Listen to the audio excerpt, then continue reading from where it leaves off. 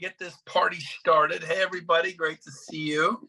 I thought I would do it tonight. I've been bailing on you guys the last 3 weeks as I've been on boats going up the Danube River. I've been in Hungary and Austria and Romania and Czechoslovakia. No, not Czechoslovakia, Germany. Tonight, I am in Lisbon, Portugal. Tomorrow morning, headed to Nice, France. But man, good to see everybody. And anyone that was at shareholders, I'm going to ask you to share one highlight. Could be you bumped into Michael Valdez in the elevator. It could be you end up sitting next to Glenn Sanford for breakfast, or Ed Milet said this one thing and it rocked your world, or you went to a breakout and somebody said X and you're like, I'll go first, and I'm going to share some highlights from Ed Milet's talk in specific, but the AI with GPS chat blew my mind. Now, part of that is I don't really know a whole lot about that. I'm not real up on AI and GPS chat, but let me tell you what, after sitting there for an hour, that guy who led that panel, he's going to be speaking at my team meeting in the next few weeks. Boom, blew my mind. It was so good. So it'll probably be the end of the world down the road when the robots take over, but hey, that's down the road. In the meantime, we use it to sell real estate. So it was incredible that as far as the breakouts go, best thing I've ever heard in 28 years in real estate. It was that impressive. And I'll get you the guy's name if you want him to guest speak at your team meetings, or you want to fly him in to speak. That's the kind of stuff. You get a guy in like that, and then the panel, they killed it. So before I go too much further, I'm going to ask you guys to share. Lou, I know you were going to be there. Steve Jones, I know you were there. Clark Broom, I know a bunch of you there. I don't want to leave anybody out, but I'd like you to share one highlight. Before I do, I'll tell you this. How was shareholders? It was awesome. Why? Because we had important breakfast meetings. We had important lunch meetings. We had important dinner meetings. We broke bread with people. We had our prospects there. We were organized. We had individual coffee set up. I went to different people's rooms and spoke, and they would gather 20, 30 people in a room. I did a couple in my own presidential suite that had a lot. You couldn't even move, but it was exciting. And that's the kind of stuff you do. I remember 6 years ago going to Gene Frederick's room. He had a king-size bed, not a presidential suite. There were 40 people jammed in there, and they had plastic champagne cups, and we toasted the Rock the Comma because EXP in Texas was hitting 1,000 agents, and they had a Rock the Comma party. Some of you need to have your own Rock the Comma party. It was exciting. I'm like, what is it? I don't know. It's a Rock the Comma party. And they had apple cider and Martinelli's or some sparkling wine. And it was fun. But so before I dive into my Ed Milet notes, I only have like 2 or 3 minutes of just mind-blowing ahas. I want to hear from some of you. So Clark's unmuted, so I'm going to go to Clark. Clark, give me a highlight of shareholders for you. Brennan, there's so many. And I think the highlight for me, aside from Ed Milet, I thought he was phenomenal. One of the best speakers I've ever heard. And as you know, I've heard a lot of speakers.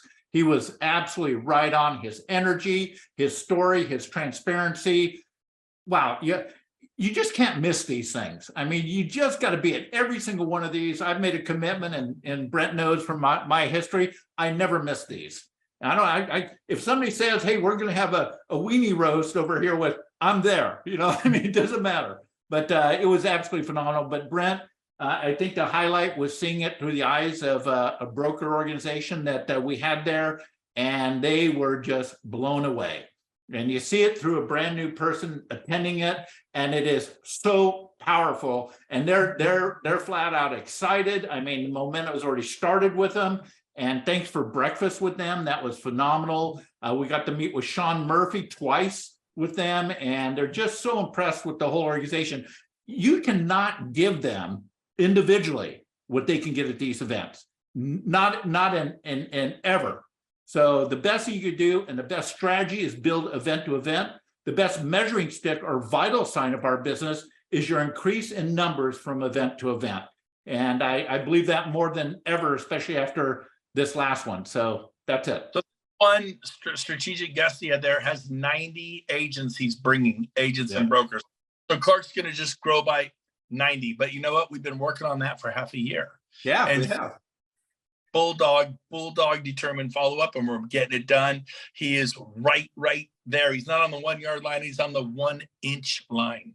So it's very cool. He's just like, how do we do it? How do we make? By the way, Clark, he's texting me, thanking me, saying it blew his mind. He can't You part of I, this? he asked for your number. I said, absolutely, I contact know. him, you know. He Yeah, texted me for- we need to talk about build. Yeah. Next couple days. I want to get as many people out of his organization there. So I think it's just going to explode from there. Yep, no doubt, no doubt. Steve Jones, then Lou, and whoever there you can share too. Real quick highlight from shareholders. 1, crying with Ed Millette. 2, seeing Brent Gove at Universal. That was pretty cool. 3, Okay. I'm a high C. I'm doing NPS, the Glenn Sanford stuff with my team. I'm excited about that because I'm a high C.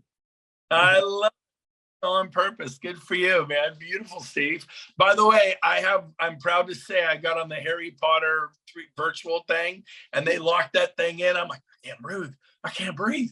And I shut down the entire ride for the music park. That was me. And I walked proudly out of the escape thing. I go, hell no, I am not doing this. I was like, hey, get me off, get me off. And they opened it up. That's a kid's ride, isn't it? Isn't that a kid's ride? I'm claustrophobic. They locked me in. I'm like, I can't breathe. So I'm mental, but I'm proud of it. Hey. Okay. Who else? Lou, give me a highlight of shareholders.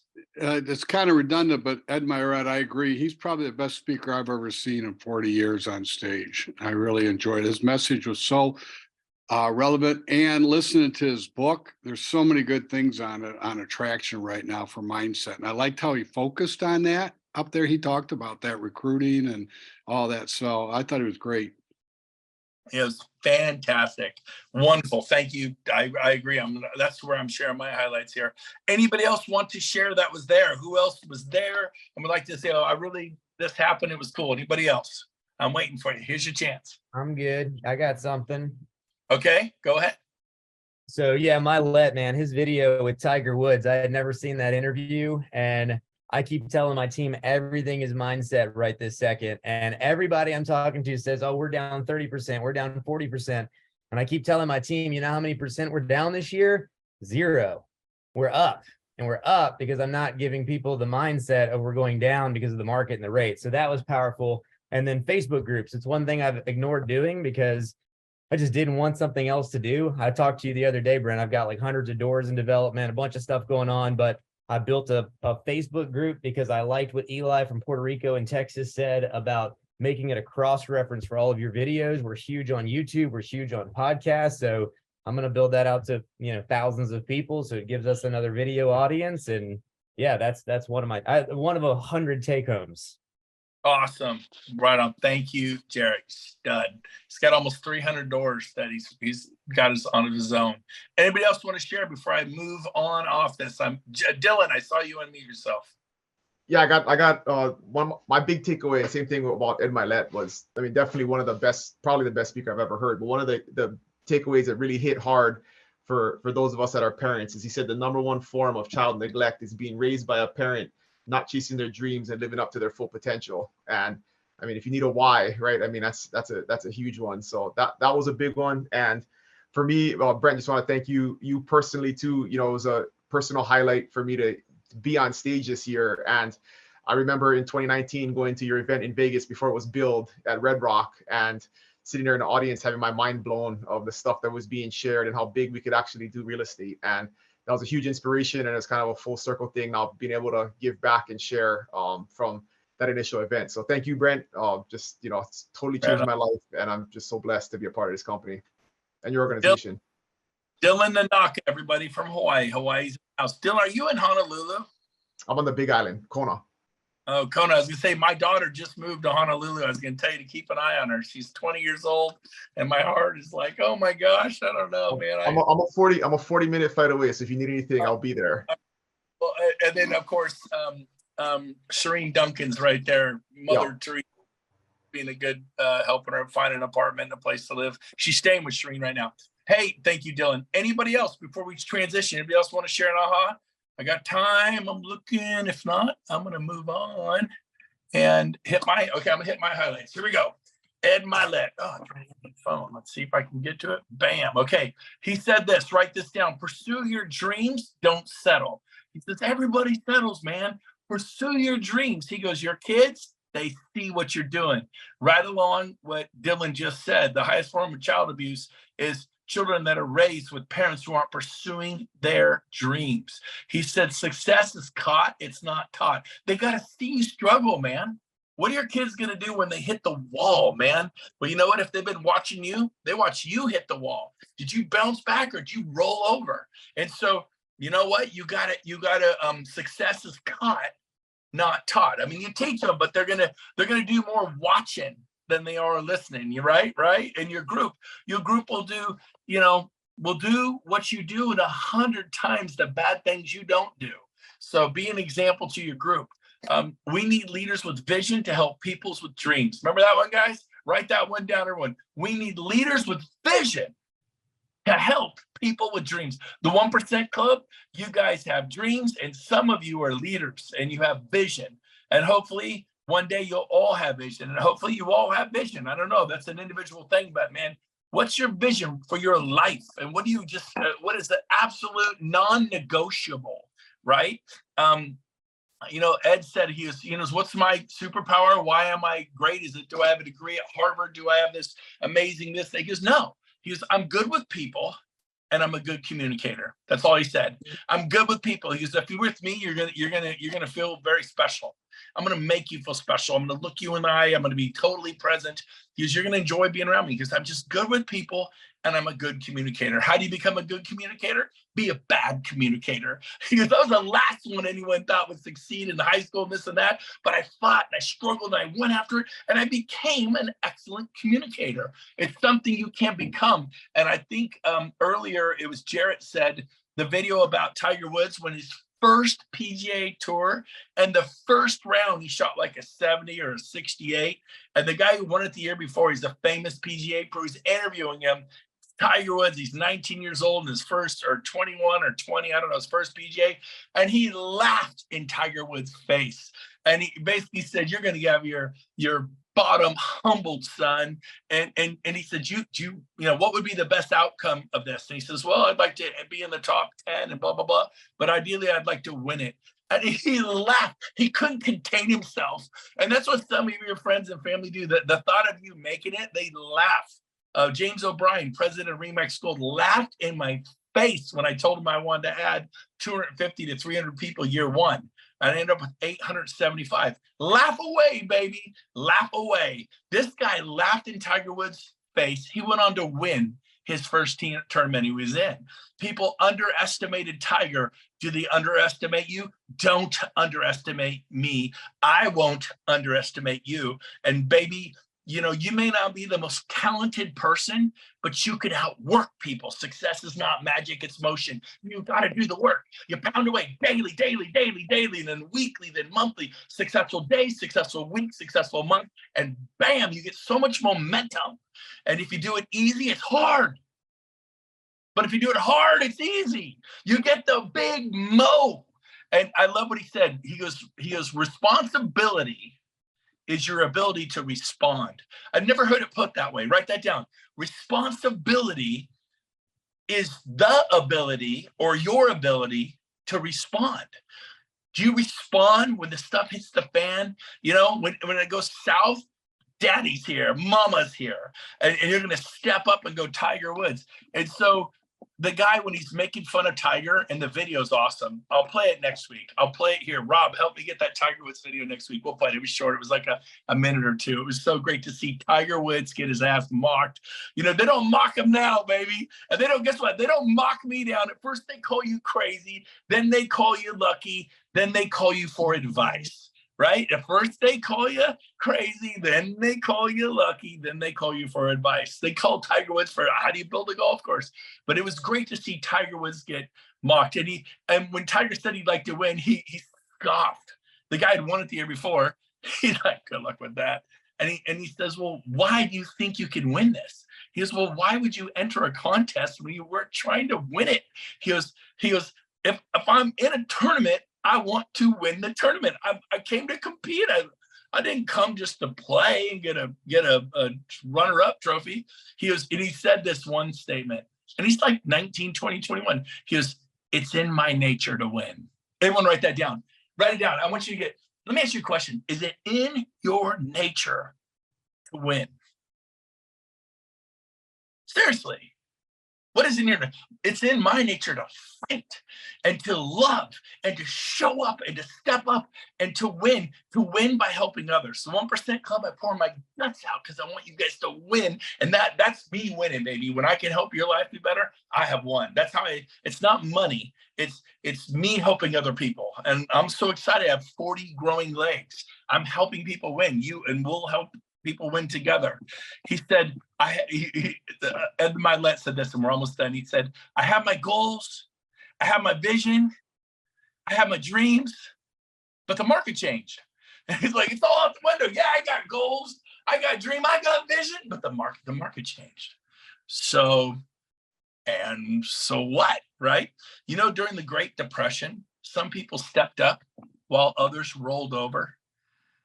So are you going to step up or roll over? Like we heard, Jarrett say to his team, because we've had 0% drop.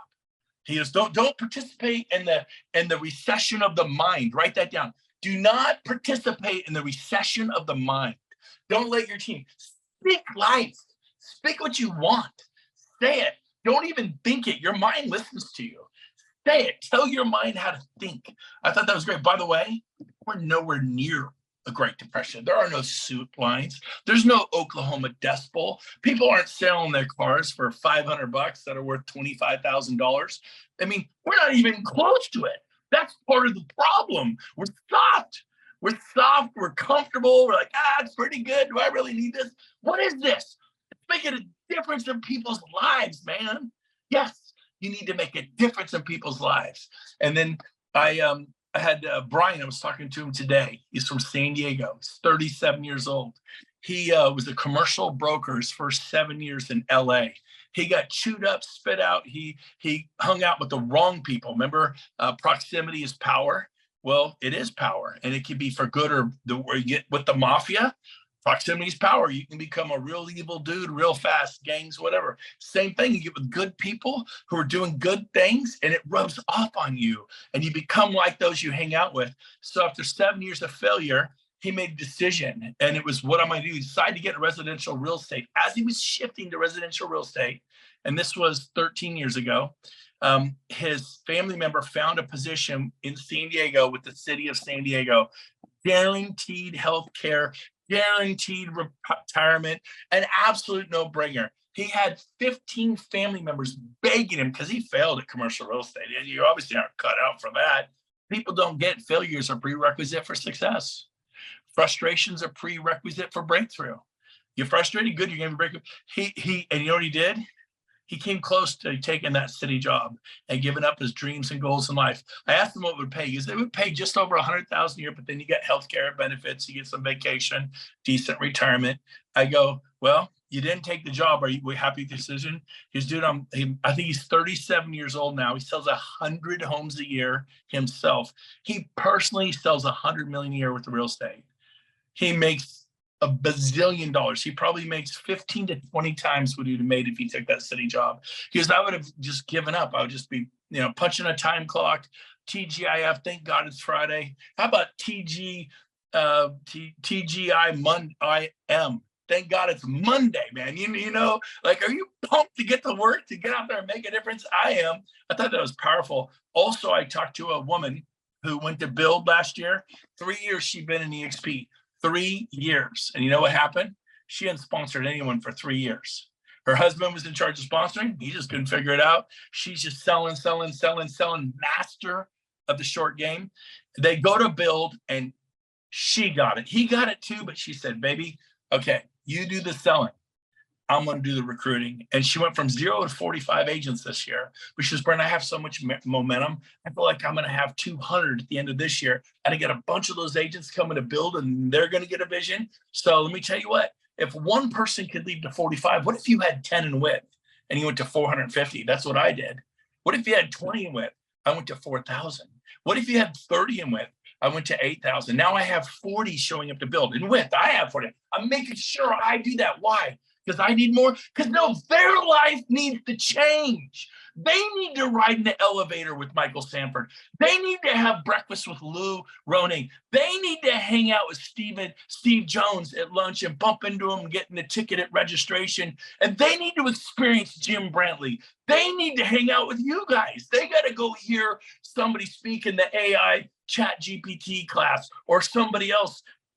Like Jared said, he was impacted and he decided to build a Facebook group, which may just change his life. They need to meet Dennis D'Souza in the lobby and find out Dennis and I have known each other forever, and Brent Gove was an idiot, forgot to call him. They need to know they got to meet an Andrew Avalos who is coming on like wildfire. You don't know Andrew, but baby, he's sponsoring all the brokers in California. The guy's a beast. He's gonna just like, oh my God, Andrew, the overnight success. But I knew him when he struggled for 2 or 3 years, and now he's finally getting his breakthrough, and it's freaking exciting to watch. So why do I need 40 people there? Because I need more money? No, because I need their life to change. Write this down. Major decisions are made at major functions. They take that journey of 1,000,000 miles, and it's 1,000,000 miles from here to here, and it happens at events. It happened for Kim last year. She got it. Now she has 45. Now she's bringing those, and she's going to go to 200, and then she'll go to 1,200, and she gets it. So let the events do the heavy lifting. So what's your next step as we wrap up today's 1% Club? Here's your next step. If you're in Sacramento, bring people to Coach Bill Pipes. Oh wow, I wish we had that. Call him up and ask Bill Pipes to come to your town. Why is Bill Pipes in my town? Because I asked him, I said, you come, I'll get everybody there. He's coming, he's a coach, he loves it. We'll have a lot of people there. Well, what if I don't get a lot of people there? Then you can apologize to him as you're taking him to the airport and do your best. But here's the deal. If you do an event and you're in South Dakota, or you're in Cheyenne, Wyoming, or Boise, Idaho, or Provo, Utah, and this is not about you put on an event and you tell all the EXP agents about it. I mean, sometimes you got to promise the speaker to have people there, but listen to me. If it's not about you getting 400 people there and having 4 of your own guests, if you put on an event that's never happened before in Chicago or Ohio or somewhere, and you get 300-400 people there, and you have 3 or 4 guests there, you have failed completely. You have missed the mark so bad. Listen to me, get this. I was so much gladder that you did an event with 20 or 30 people and you had 15 guests there. 20 people, 15 of them are your guests. 30 people of them, 15 to 20 are your guests. It's about you bringing guests so they go, oh my gosh, that speaker Kim Frazier from Seattle, that guy Bill Pipes, that guy John Cheplack, Burl Workman. Who's Burl Workman? He's speaking at Build. You'll find out. He's amazing. How about Jeb Blunt, Fanatic? He wrote the book Fanatical Prospecting. Awesome book. He's speaking at Build. How about Jeb Blunt speaking for you at your event? Oh, would he do that? I don't know. See, you know why Tony Robbins came and spoke for me? Because I asked him. $450,000. It's a minor point. But the point is you still have to ask. I've asked people who told me no. How do you think I got married? I had to ask. How do you think I have all these kids? I had to beg. I had to ask. And so here's the deal. Some of you just don't ask enough. I don't know if I shared this last week. Did I talk about the little girl who showed up at our table in, I think it was Hungary. I think it was in Hungary. She, about 4 or 5-year-old little girl, she walked up to our table. Did I mention this before to anybody? So she walks up to our table, cute little, nice little, little 4 or 5-year-old girl, pants on there, like they were tight, and she had a little shirt, and I don't mean that in a weird way, just a little like leggings she had and little tennis shoes, and she walked right up and she started talking to us in another language. We didn't know the language. And then this nice man, her dad, grabs her by the elbows and gently turns her around. Leave these people alone. And then she walked by his table, which I thought she'd sit down, and she went across the street to another cafe.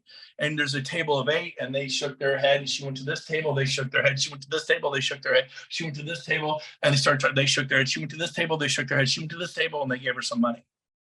She got rejected. I would say I watched her get rejected 9 times in 60 seconds. Now, I'm not saying it's good to beg, but some of you don't understand, like, how many people just talked to you about EXP today? or tomorrow night. You don't do 9 all day. She got 9 in 60 seconds, baby.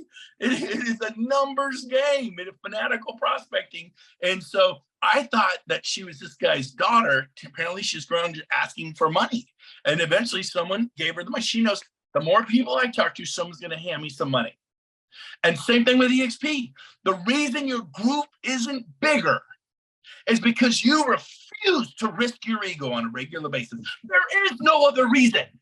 It is not the interest rates. It is not Glenn Stanford. It is not your state broker. It's you. Refuse to do what needs to be done when it needs to be done, whether you feel like it or not. I'm sick and tired of how you feel. I mean, if you feel great and excited, awesome, but you need to do it when you don't feel great. That's how you make it. Is you suck it up, man. You get on this struggle bus, you go, and you do it. And then also says, yeah, you know what? I was a no 2 years ago, but man, guess what? The manager at Coldwell Banker just totally mistreated me this morning. I am so, yeah, tell me about EXP. Oh, you got lucky. No, you didn't. You talk to enough people. The harder you work, the luckier you get, man. Oh, and then drink a bunch of these little espressos here. And they get you all fired up. You need to drink more coffee. I don't drink coffee, so I drink coffee. But here's the deal. Whatever you got to do, okay? I'm done. I hope this was the good 1% club. By the way, if there aren't meetings you can bring people to, create one and then ask someone, but I'll fly you in. It's a Southwest Airlines tickets for $179. I don't have that. Does your lender have $179? Well, they do. Good. Have your lender sponsor. Say, hey, would you help fly in this amazing speaker? You can be in front of everybody, talk for 5 minutes. Always limit them to 5 minutes. It's not 30 minutes. 5 minutes. I will promote the heck out of you. And then do a meeting with 20 people. Set the room for 7. Add 13 chairs. What if 30 or 40 show up? Okay, every seat's filled, 20, 10, 15 around the walls, that's 35, and 5 people looking through the side door, trying to let me in, and they're clamoring to get in the room. It's like, what is going on? This is crazy. It's just 35 people, because you do meetings in small rooms, and you jam pack them, and it creates energy, and it's so easy if you would do it. So those are your marching orders. Was this good today? Any questions? You guys like it? Wave at me. Was this good, or am I just crazy drinking too much coffee out here? All right, I see some people. I love you guys. Hey, Anybody? Brent, Yes. I got a quick question. Yeah, fire away. Let me have it, baby. Coach You Russ. ready to do a 3-way validation call? No, not here. Not now. No, No, we're I not. mean, I'll call you right after this. You ready to go? Yeah, of course. Yes, of course I would. Yes. Leave over here. All right. Awesome. Who else? Coach Russ, you're a beast. Who else? Anybody else with a comment or something? Lou, go ahead. Have you told the story about the safari with the guide that you and Gene changed his life? Yeah. I don't think I have. We That's had a wonderful. guy, Musa, and he got his girlfriend pregnant years ago. And the father said, you're not marrying my daughter until you give me 11 cows. Is it called a dowry or something like that? Or is that what they call it? And no joke, 11 cows. And he saved up, he'd given him 5 cows. He's 6 cows short. He's telling the story. Susan, Frederick, and I look at each other, we nod, and then we walk up, go, we're buying 6 cows, aren't we? She goes, you know, we're buying 6 cows. So Gene and Susan bought 3, Kathy and I bought 3. And we said, hey, Musa, we're buying you 6 cows. Where do we wire the money? We wired him all the money. He's crying, and he's gonna get married. And probably every safari tells this great story, and he needs 6 more cows. They probably buy it on every trip. We're such suckers. But who cares? It was fun, man. And so they're gonna get married, and Musa's got his 11 cows, and it's fun. It was just no big deal to do that for someone. Whereas in the past, I didn't have money to buy 3 cows. I don't care what they cost. So it was kind of fun to do. Thank you, Lou. Anybody else as we wrap this up? Was this good today? Good? All right, guys. Hello. Love ya. Okay, Love you, so Brent. the time is 9. Okay, it's 10 o'clock at night here. We start in 10 minutes. If you can, the sales only going to go about 10 minutes tonight because I'm starting to run out of steam. So sales training with Brent Gove starts on the same channel. It starts right here in about 10 minutes. So stick around and yes to this. It will be good. And that is it, everyone. Love you all. Love Go you. get 'em. Bye.